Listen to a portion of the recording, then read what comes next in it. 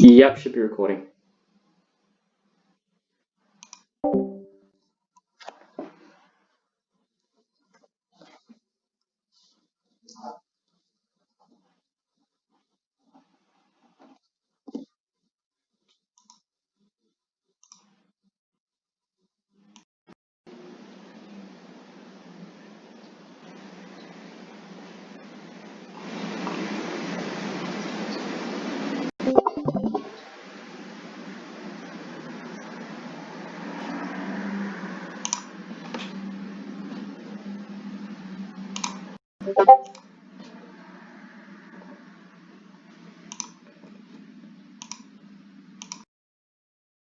(2D) diagram.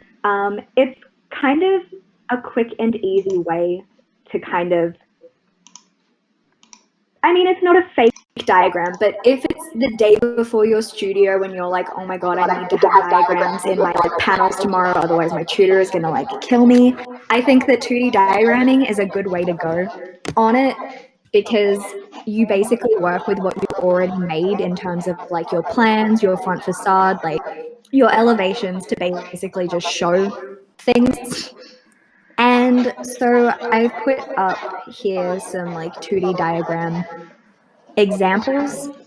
So you have like geometry, the partie, the massing diagrams, like the symmetry, the hierarchy of spaces, like additive, subtractive, structure.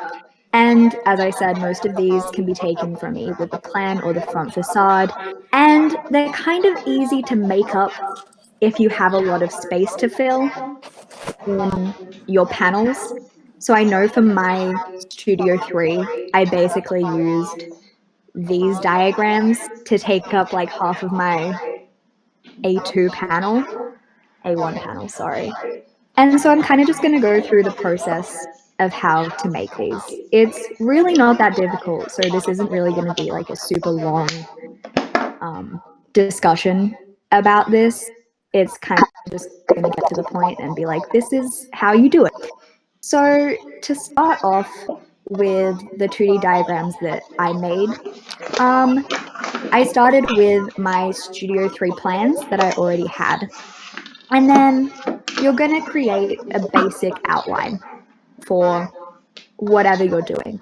So if you're going to be doing the front facade, obviously, you can kind of just take elevations and then use them. But if you're going to be doing the plan, I recommend just creating a really basic outline of the space that you're going to be using. So to do that, I mean, you can use the rectangle tool and just kind of like outline your space. And if we're going to make that at 10 points, and I mean, you can use the pen tool. The pen tool is a pretty easy way to do this. Or you can use the paintbrush tool if you want to do that. Either way, it's just like an easy time. So if I wanted to create a private and public space, God, I'm sorry, I haven't used Photoshop in a long time. I would make my outline of, oh my God, of the area, just using the pen tool to quickly do that.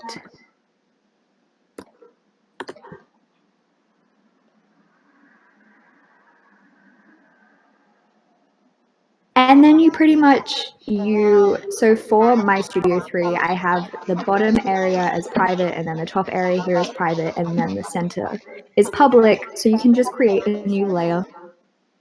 And then, use the lasso tool. If you decided to do this with the paintbrush tool, you can also just use the paint bucket tool.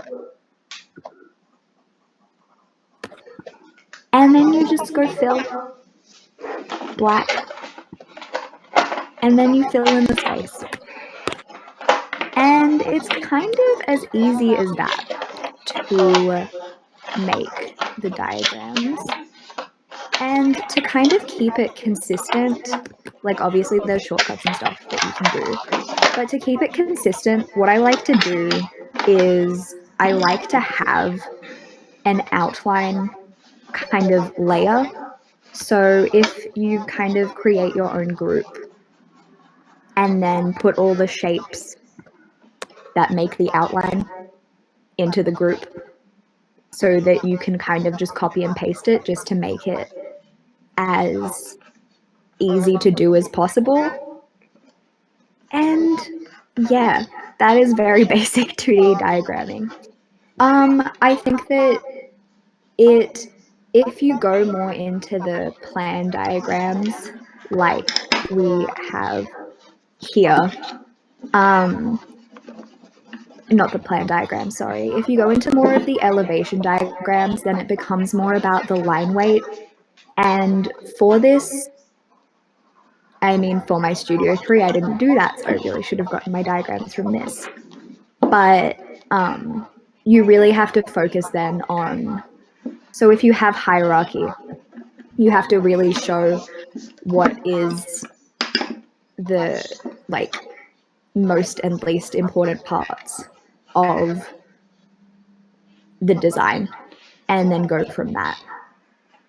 So yes, that's pretty much the very basics of diagramming in a 2D sense. I know it's not like, the most complicated thing ever, but yeah.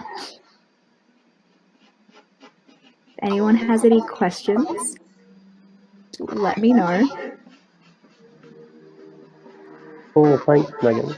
Are there any online sources of inspiration that you can get, like places you can go to look at more examples of 2D diagrams? I think that honestly, just Googling 2D diagrams, and I think that having a kind of, what's it called? Like, knowing what diagrams work best in 2D and what diagrams work best in 3D also kind of helps. So if you're looking up 2D diagrams, you'll see a lot of, say, hierarchy diagrams or natural light diagrams work well in 2D. And it's kind of just seeing what things work better. Also circulation, because I know that even if you can do that in 3D, sometimes it's easier to visualize on a plan drawing. So I guess just Googling, and I mean, Pinterest has a lot of 2D diagrams, and there's a lot of just, internet resources. I also, just for all diagramming, I highly recommend all of OU Graphics videos. It's what got me through all of my architecture so far. And sometimes you'll have tutors who don't know how to use SketchUp, and so you pretty much just see how to do something, and then your tutor will be like, oh my god, this is amazing, how did you do that? Thank you, Ivy. Here is an excellent example of 2D diagrammings and how they can be used. One quick note as well. Yes, OU Graphics is great. I've got a few more sources to show you guys as well, but they've recently rebranded. They're called Upstairs now. That's true. So you can still type in OU Graphics, it'll still come up, but same people. But I think their rebranding is a bit shit, to be honest. I don't get it, but whatever. That's a discussion for another day. That's cool, Megan. Yeah. What about color and text? Do you ever use color and text in your diagrams, and how's there a way to use that? I'll show you my panels for Studio 3. This obviously doesn't have my text on it because I did that in InDesign. But for these, because my color scheme was basically black and white and gray, I kept them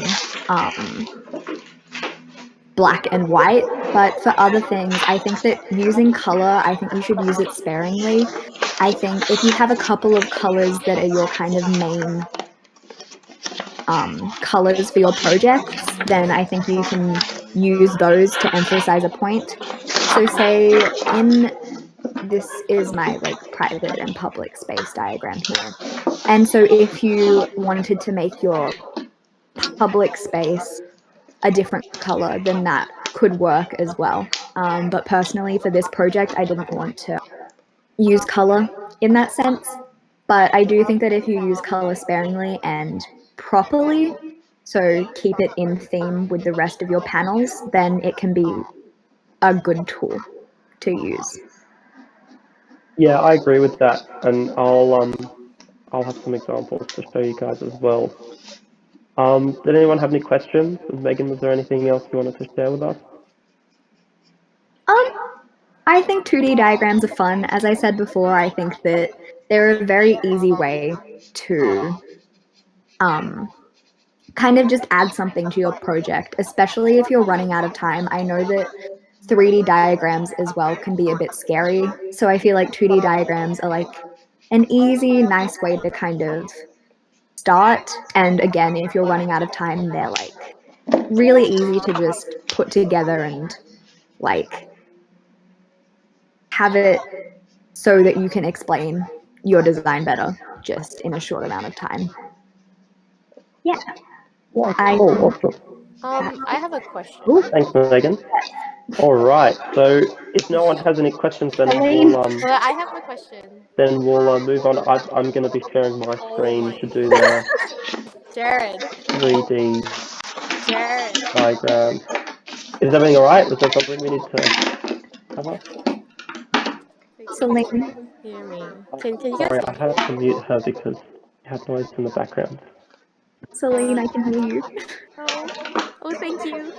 Yeah, I have a question. I'm not sure if I caught it earlier, but could you maybe more specifically, I mean, if I were someone who has no idea why diagrams are needed, or if I don't know where to start, could you outline what are the most basic diagrams that needs to be included Okay. in like very like what, because I think you did skim through what they are, but if I was coming from a place where I really didn't know what Yeah. it's for, then I'd be a little bit confused. Yeah. Okay. So using these examples here, I think a diagram that you're going to be using in a lot of everything is the circulation diagram. I feel like that is something that you definitely need to kind of get down. I also feel like geometry is a good time. I feel like that's an important one, and it also kind of explains your thought process a lot. I think massing is important as well. I do think, though, sometimes that can be better as a 3D diagram or even as a series of models, which is still diagrams, but I feel like that doesn't work best as 2D. So what does the circulation diagram show? So the circulation diagram basically just shows the movement of, I mean, mostly people within a space. So with my circulation diagram here, not there, here, it kind of shows that you enter through here and then you can keep going if you want, and then also the entrance spaces into the other residences there. I also feel like private and public space, which is this one here. Sorry, I don't have them labeled. That's important. You always need to have them labeled so that you don't have this issue. Is important as well, especially if you have areas that are more open to the public, especially with like kind of bigger buildings, but also like for Studio 3, the areas which get more circulation, pretty much, that's what that will end up showing. Yeah, they also I feel like every time we've been asked to do diagrams, they always ask us for paved and unpaved.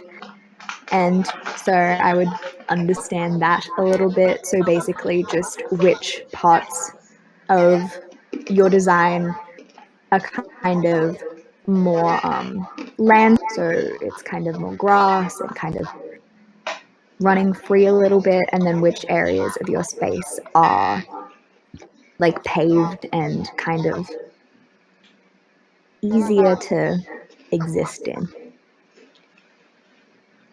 Yeah. And I think some of the examples that I show will probably speak to that question too, Celine, in terms of what ideas do you need to think about, present in your diagram, and how to present them. Cool. But yeah, that was really good, mate. Any other questions, guys? Just to add on to Nathan's circulation diagram, and that involves colors slightly. So for your diagram for the circulation, you bring like white arrows, but say you have like adults and children, or like an outsider people that live there. So like that's where you could separate them and set up different groups of circulation and use different colors to show those different groups. Yeah, I for think sure. that's a very good point as well. It depends how basic or detailed your diagram is. So these diagrams that I'm showing you now are a very basic, straight up level.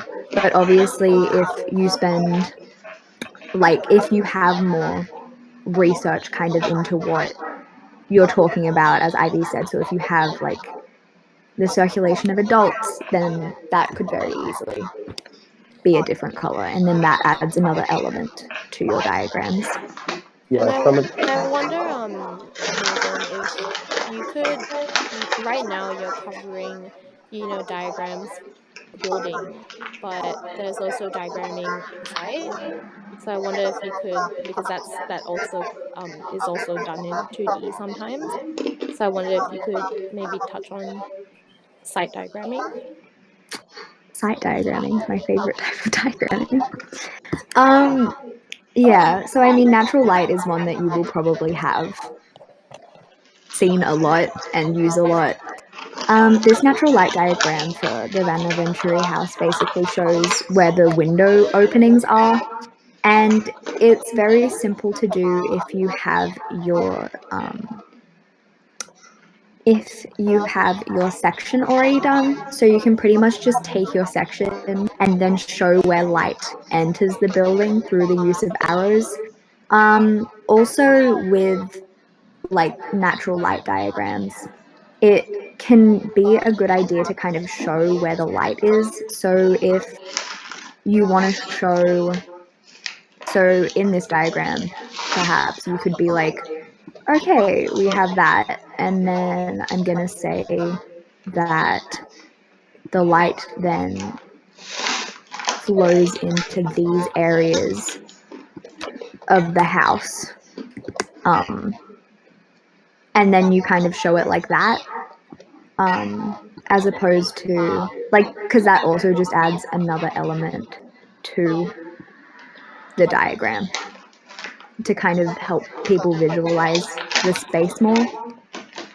Yeah.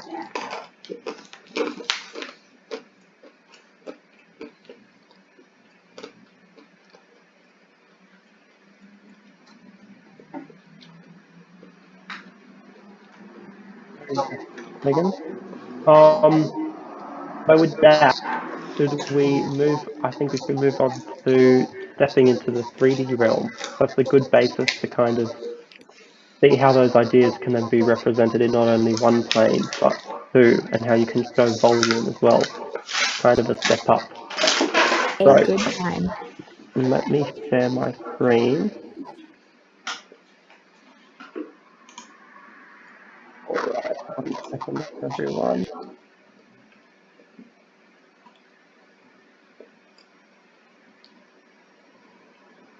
Everyone see a PowerPoint on their screen? No. No? It says I'm live. Working yet? Yep, now we can. Fantastic. Alright, so I wanted to start off by just showing a few examples that I would always get inspiration from. I think with 3D diagramming, it has a really powerful nature to show volume and space and massing, and kind of how you create your forms. And there's a lot of other ways of showing circulation, private public spaces, anything you want really. So I'll just go through a couple of these examples. A lot of my inspiration is from big architecture, BIG, BR Kindle. They kind of created the diagram aesthetic that a lot of people try to emulate as well. But it is very successful in the way that it simplifies ideas and demonstrates them. So like on the left, you can see how a very limited color palette, only yellow and blue with red arrows, and you can take these rectangular forms, and by combining them and slanting them in certain ways, it ends up creating, you see number 8 down there, there's this cascading set of blocks. So, that's a beautiful form, but how did you get there? And so you can show in steps how you created that idea. The one on the right is great for showing your site in a city. So you have everything masked out very simply. You can see the forms of shadows, and I'm going to show you how to create that in Rhino too. And then what you want to focus on is kind of cartoonish in a way, but it's outlined very clearly. Here are some more great examples. You can see those specific spaces, the home office, the short-term rental, long-term rental, within those masses. So it's kind of not just looking at it in a plan view, but in a holistic volume view. That's the one on the left. The one on the right is looking at it in terms of an exploded axonometric. You can see all the different layers of the building coming together. So they seem quite complex, but once you really start to break it down and understand how they're working, they're really, really clever. Tutors will definitely be able to read these very quickly as well. And I think if you take the time in your mind to sketch this out on paper, like my process is always sketch it out on paper, and then I'll go into the computer and create it. And I'll do a walkthrough for you guys. Here are a few more examples of looking at like just crazy twisted forms. And you can see that the arrows are complementing the massing and axonometric. Guys, can you just mute your mics, please, if you're not talking? So yeah, you can see how those arrows complement and really help to explain the movement. And then you can see on the one on the left, you have tiny red dots. It might be a bit blurry for you guys, but those are little silhouettes of people, so it helps give a sense of scale. And just a few more examples of these. These are some that I created, so these are more things that you can show. The one on the left, it's kind of 2D, but I included it because I just put it in an X on it. It's kind of 2D more than 3D really, but more things that you can show. So this was for the location. So you have the location highlighted, and this beam here is to show the sun and where north is.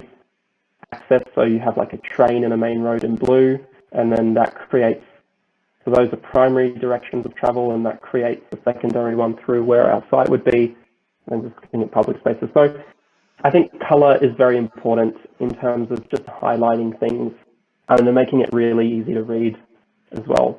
The one on the right is to show circulation through a site. And these arrows, I'm going to show you how to make them in Illustrator. Super, super easy once you get the hang of it. And then this is another one that I did way back in first year for communications. So again, trying to emulate that kind of idea where I'm using arrows and planes to show how things are being cut and split and pushed to create what ends up being the final form. I only highlighted the active element in each image. So, you start off with an initial mass, you cut it, so you end up with 2, you push one down, and then you cut them again, you pull them apart, you add your columns and you add a roof, and there you go. This is Harry Seidler's house in Kalara. The Harry and Penelope Seidler house, that's what it's called. And here you can see I've added a layer of circulation on top in this exploded axo. So, I mean, I probably could have made it clearer, but you start at the top and you work your way down. So you can see from the arrows, there should be an arrow here, but it is to try and make that clear that you start from the top and work your way down, almost like a waterfall.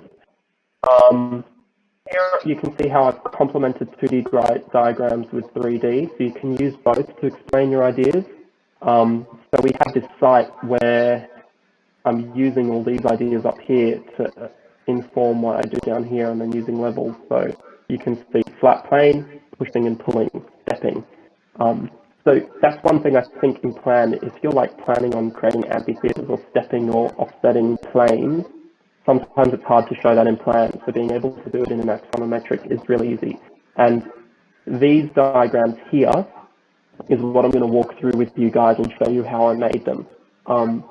They look really effective and they're super easy to make. So this is my workflow. I create masses in Rhino or whatever your preferred method is. I export the line work and I fix the line work in Illustrator or the colors and textures in Photoshop. So a lot of different programs, they all have different uses and they're all very important. So let's start in Rhino. So I'm sure most of you by now, you've used SketchUp in your last term. You're familiar with creating basic shapes. And that's really all you need here. So as you can see, I've just created like boxes, triangles. This is just a series of boxes which I then joined. A flat plane. Like it's really nothing special. Just a whole bunch of boxes. This came from my one-to-one model and I shrunk it down. I usually tend not to do these at one-to-one scale, but it doesn't really matter. And then like you can see, this was my kind of more mapped out. This is my more final diagram, and so I shrunk it and kind of simplified it. So you can see how this slant with all these poles, I didn't want to show that. I wanted to show the slanting, so I just turned it into a plane. So you can see how working, like if you have a lot of repeated elements, maybe that's what you want to show, but generally they're not as easy to see in these small diagrams. So you want more blocky type elements, not refined and repetitive elements, and planes. That's kind of what you're looking for. What I did was, to actually get these, I kind of thought about in my head, what's the final form? How did I get there? So this is my final form. And so I basically like had, a big L shape, if you think about it, so kind of like this. And then I wanted to break it up in certain ways and change the levels in certain ways. So a couple key things in Rhino that you should know about is that to make the axonometric view. So what you do is, in Rhino, you may not be using Rhino, but in Rhino you can set the view, go to isometric and choose which one you want. Now I always get it wrong, and I always end up choosing like the very last one, the one on that's the one in Southeast. And in SketchUp I'm sure there's a similar way of choosing that axonometric view. And then what you want to do is use the make 2D command. So you highlight what you want to see. And this is, I think, what's better over, in SketchUp, I think you'd save your view as a PDF, so you'd get the lines that way. But I really like the control that I can get from Rhino. So you use make 2D. And what it does is, anything that you see on your screen, whatever view you have, it makes it into flat 2D line work on the top view. So there you go. So I've done that for all of these, cleaned them up a little bit. Sometimes it doesn't work perfectly. And this is what I've ended up with. So these are all of my diagrams in just flat 2D line work. But if you actually look at my file, like you can see, this is like the flat lines. And so then what you do is you highlight what you want and you export it. And from Rhino, you can export directly into Adobe Illustrator. I don't know if you can see that there. So .ai is an Illustrator file. In SketchUp, you probably have to just open it into Illustrator, and I think it'll be a vector file, but I'm not sure. But the benefit of having Adobe Illustrator and a vector file means that you can scale it as big or small as you want. So if you're working with panels, whereas if it's raster, it'll start getting not so nice. The other thing that I do in Rhino, to give it a bit more texture and life, I like to add shadows and just like a simple background. So what I'll do is, I'll go to my rendered view, and if you just give my computer a second, there you go. So you can see how you can see the edges of the plane, so shaded side, a lighter side. You can play around with the sun settings and all of that. So you can do this in SketchUp too, and then just export that as a PNG, so a transparent background. What you end up with, Oh Lord, please excuse my extremely messy files. I have not cleaned everything up. Here we go. So I've ended up with a whole bunch of like PNGs of all of my shapes. And you can see I've played around to make sure my shadows are all nice. And then I'll overlay my lines on top of these, and it'll give it a lot of texture. It'll make it look nicer than just being without shadows, because you can see the planes a bit more clearly. So then we jump into Adobe Illustrator. And the lines are going to be a little bit ugly and fugly and messy, but that's okay. So we always want to go, especially when the diagrams, these are generally quite small. So we want to go with a small line weight. So if you look on the right side, this is where all the magic happens. So we want to turn our stroke to 0.025. If you saw how I do that, I highlighted everything. So click and drag over all your lines. You click the drop bar on the stroke and you choose what thickness you want. And then you can zoom in, and holding Alt, you can use your scroll wheel to zoom in and out. And you can pick particular lines. So you can't really see, it's a bit hard, but I'm clicking particular lines. And once those lines are clicked on, you can change the thickness of them to 2 points. You can see how I'm just choosing the outline. And there you go. Now, actually, I did this wrong, because this flat plane we don't want to show. We actually want to go here and here. So, cool. So we've got our outline. And you do that for all of these. So eventually it'll look like this. You can see how I have outlined all the bits that I wanted. Sometimes and these two diagrams are slightly different, they're volumes within those masses. So this is to show like a wall on the southern side of each volume, and then this is to show a double height space on each of them. If they're not playing nice, and what you can do is add a second layer up the top here. You lock the one at the bottom, and you can just draw on top. So you grab your pen tools, you press P, and you can just like draw on top as a separate layer, and it won't really interfere, but you can still use the anchor points, which is the great thing. So like if you see here, it'll you still just trace over and whatever. So it doesn't take too long, but you get a really nice effect. And then what you do is from here is you export it to Photoshop. But before I do that, I just want to show you a few other tricks, because I showed you some examples with arrows and stuff. This is how you do some of those. So if you have, let me unlock this. Yeah. So say you want to create some really nice curvy arrows. Or say you want to have, firstly I'll start with dotted lines. Say you want to have dotted lines. So we've added a line here. And this is just a line tool, and if you hold shift, you'll make it straight. So you see I went to properties up the top here. There's a lot of things you can do with these lines. Firstly, now this arrow changes the thickness.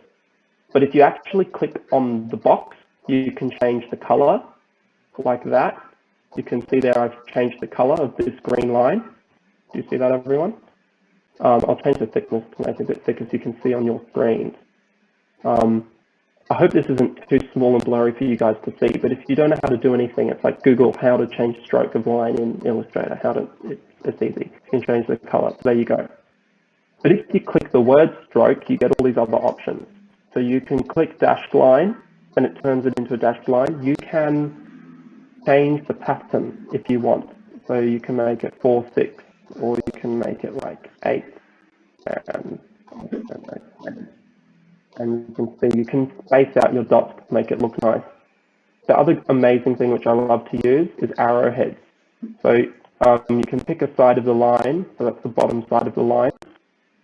You want the top side of the line, and there you go. And they've got all these different presets of arrows that you can use, and ends and fingers and like all these fancy things. That's great for a north arrow if you want to put a north arrow in. There you go. So a lot of the times when I'm in Rhino, like this is just for drawings in general, if I know that I want like an arrow, for example, pointing down like that in that location, I'll draw the line in Rhino, When I export it into Illustrator, that line will already be there, and I just click on the line, and then I edit that line to have an arrow. So that kind of speeds up the workflow. I mean, or you can just draw it in Illustrator, it doesn't really matter when you're thinking about it. The other thing to give them a little bit more waviness and curve is this button at the bottom here called Profile. So you can see these weird shapes, but if I click on one of them, do you see how it's got thinner towards the ends a little bit? I'll just take off this arrow to make that more clear. You can see there, it kind of gave it a bit of a curve. Or if I choose a different profile, it's a bit more blobby. Or if I choose that one. So that's how you can give them a bit more curve. And if we combine these things that we've learned, making dotted lines, arrowheads, and profiles with a curved a curved thing, it makes them a lot more interesting. So sometimes a pen will connect to the last thing you drew, which is a bit annoying. Just click there and click back again. If we go to the pen tool, this is called the curvature tool. This is just a straight pen, the top one. So see that P for pen tool, or Shift plus curved thingy, curvature tool, that's the one we want. And as you click, you create all these lines. You can create a curved thing, which is very cool. So we've done that. Say we want to edit some of these points. We click on the line, we click on that curvature pen tool, and we hold down Shift, and then you can drag an existing point without adding a new one. And if you want to change the curve of a particular point, let's see if I can remember how to do this. I don't think I can remember at the moment. Oh, yes, this one. When you click, there's two types of selection heads. So you click the white one, and I can take the points and see how, when you click on that point with Shift, it creates these bars, and you can drag the bars, and that's how you kind of change points. So if you want to get really fine control, you do this, but if you're happy with this, then that's fine. We can then change the we can, there you go, change the thickness, change the color, we can make it a dashed line, we can add an arrowhead, we can change the profile, and it looks a bit more, it gives it motion. That's what it does. By creating a thinner tail, it gives it motion. So those are some tips and tricks in using Illustrator, and I literally only use Illustrator to do line weights and arrows. That's it.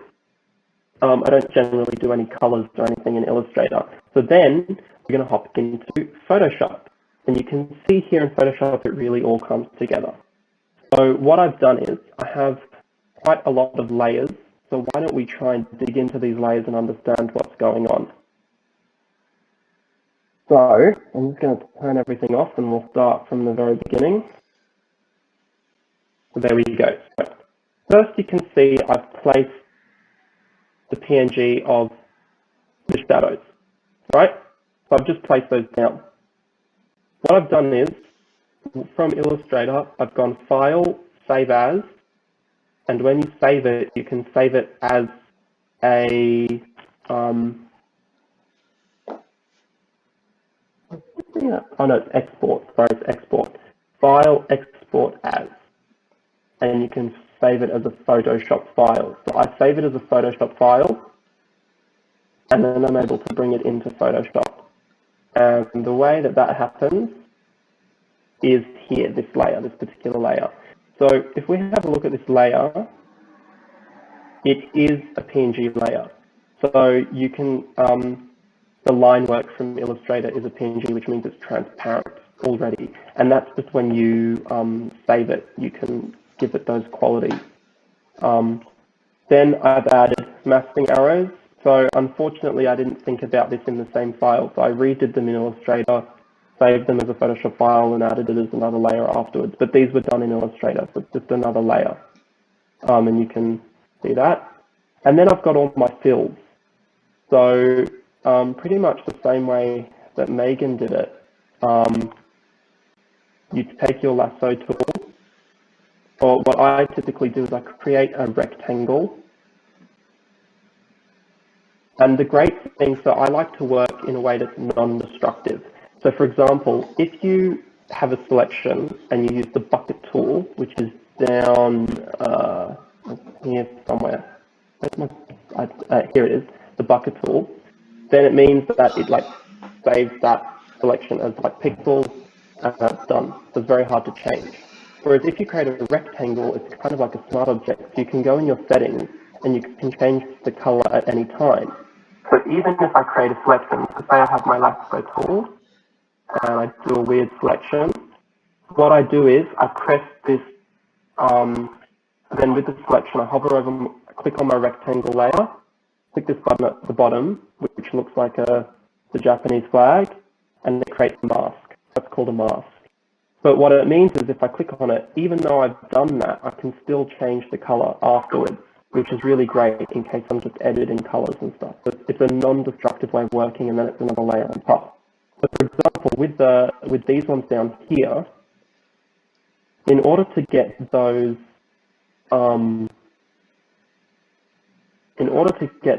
this red selection that you see here, either you can use the lasso tool and just outline them, but that can be a bit slow sometimes.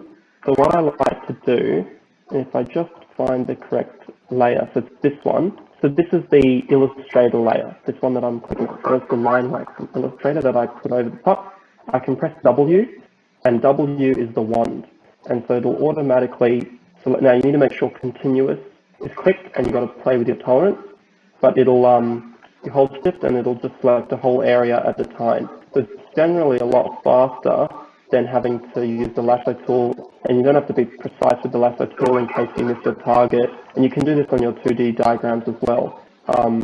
Well, I clicked the wrong thing by accident. You can see how it selects the whole area at once that has similar like values. So it's really easy. And then you do the same as you did here. You place your rectangle, so we can maybe do that again. Here's our rectangle, and then we do mask, and there you go. So I've obviously just this rectangle here, clicked on it, chosen the color that I want, and then also played with the opacity up here. So if you see that, I'm changing the opacity. And so by making it a bit transparent, you still get some of that shadow from the render coming through. And that's basically my whole process. So you rinse and repeat, and then I'll typically add text in InDesign. InDesign handles a lot better. It depends how you're presenting it. So like, if it's for a portfolio, do it in InDesign. Even for a panel, like you probably want to do your panel in InDesign. We have workshops where you know, post on our YouTube channel, and more coming up too that show you how to do that. But yeah, that's my process in terms of how I make these. So as you can see, I mean, I've been kind of moving a bit fast. So if you haven't really been able to follow, when we get this uploaded, you can like slow it down and do each step by step. But really, it's quite simple. It's just create your massing, overlay your line work with your render shadows. You don't have to do the shadows, but it just gives it a bit more oomph. Learn to do the basics in Illustrator. Line weights, dotted lines, arrowheads, and contour form, plus that's pretty much it for Illustrator. And then have fun in Photoshop. You can use textures. You don't have to do a rectangle. So in Photoshop, like I'll have a library, excuse me, where are my textures? Design resources, textures, anything. So like say you want concrete to show concrete. You can drag in your texture, and then you can get your lasso tool like that, and you can do the exact same thing with textures. So, you know, really bougie them up, impress the tutors with them. If you want more resources, as Megan said, upstairs, which was OU Graphics before, have some amazing, amazing resources. These videos are great, and he has his own workflow, quite similar, but he does other things as well. This one, Creative Home, is if you wanted to learn how to do it in Revit. I wouldn't recommend it.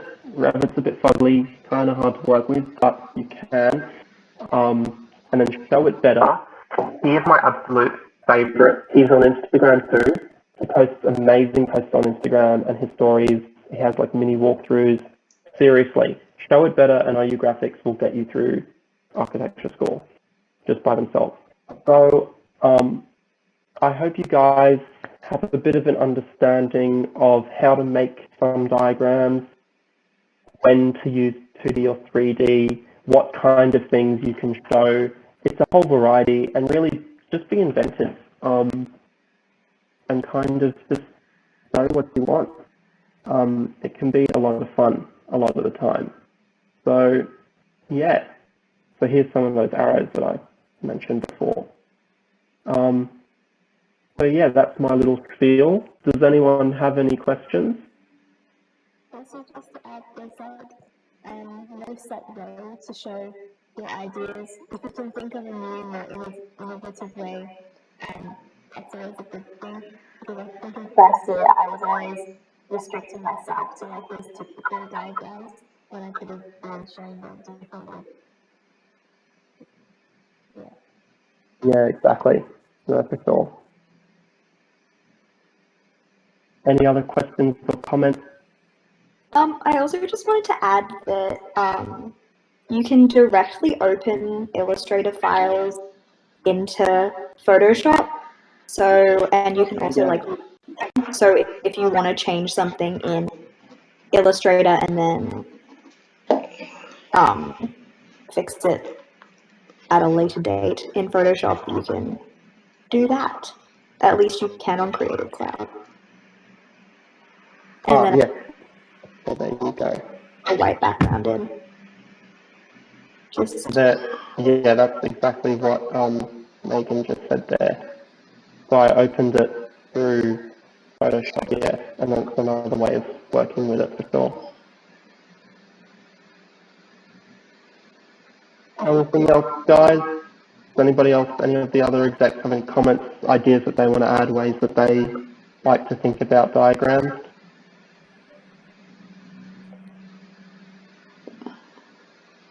I think as well, just kind of looking at as many diagrams as you can helps you make diagrams. So don't just limit yourself to the ones that we've showed you today. There are lots and lots and lots and lots of different ways that you can show things.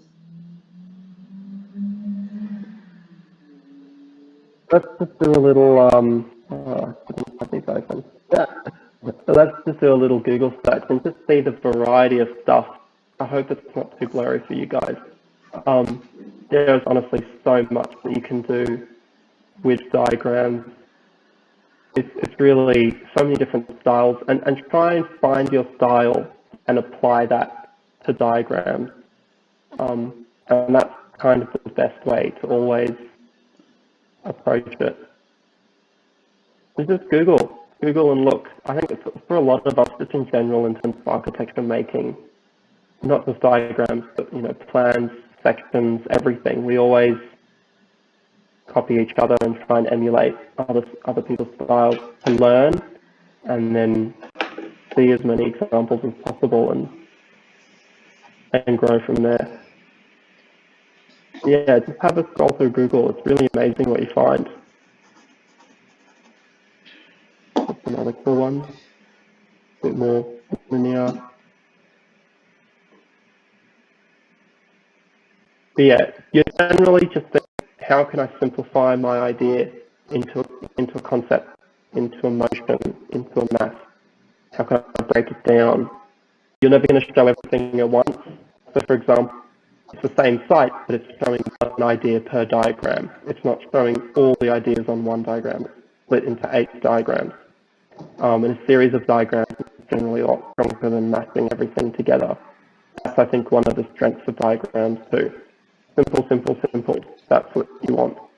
And also, I think that sometimes if you can't completely show your concept through a diagram, then you kind of need to rework your concept a little bit because it might be too complicated. And I think diagrams are a good way of kind of creating your concept and to make it to its simplest form. It's a way of understanding it, but if you can't understand it in its simplest form, then yeah, as Megan said, maybe it's just too complex for its own good, or it's not really working. It would be intuitive. So, yeah, I'm going to stop stop sharing my screen there. I hope you guys have all enjoyed. I hope you've all learned something. Let us know what you guys thought. If you want to, type any comments or anything. But oh yeah, please sign in if you haven't. I think there's a couple of people there. I think most of you have signed in. That's fantastic. We'll say our next workshop afterwards. Yes, and we've got our next workshop next Monday, and that's on, what is that topic, Ivy? In 2 weeks, right? No, 3 weeks actually. What is the topic? How to Photoshop your models and make them look super cool. And yeah, how to Photoshop your model and make them look fantastic. Working with physical models, photographing physical models, and photoshopping. Plus, everyone, we have a talk from ThinkBrick tomorrow evening as well. So they're industry leaders in bricks.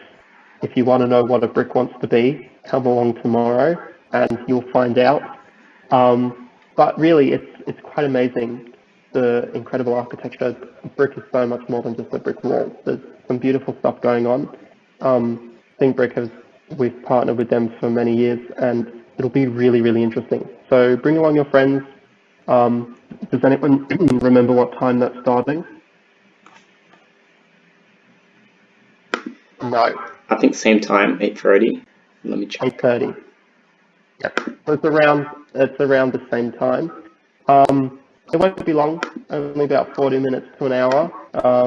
So if you have nothing better to do, bring your friends along, and it'll be a really great little interesting evening. And just make sure to follow ArcSoc. We've got a whole bunch of talks coming up. If you know Cox Architecture, they're huge. We have a few other architects in really interesting backgrounds talking later in the term too. And we'll continue to have these workshops so that you can improve your skills this term and learn new tips and tricks for your next studio next term too. So hopefully this will help. I hope everyone has a great evening. And yeah, that concludes the stream and the workshop.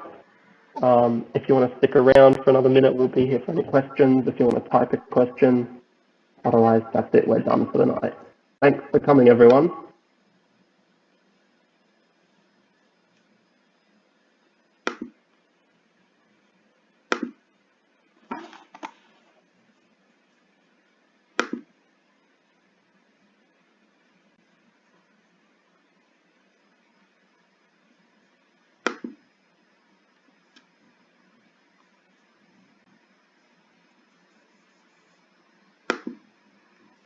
I'm waiting for the goodbye song, David.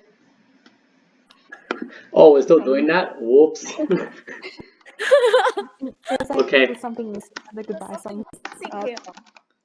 David, is it possible to upload a This is wrong goodbye PDF to song. the workshop discussion? Sorry?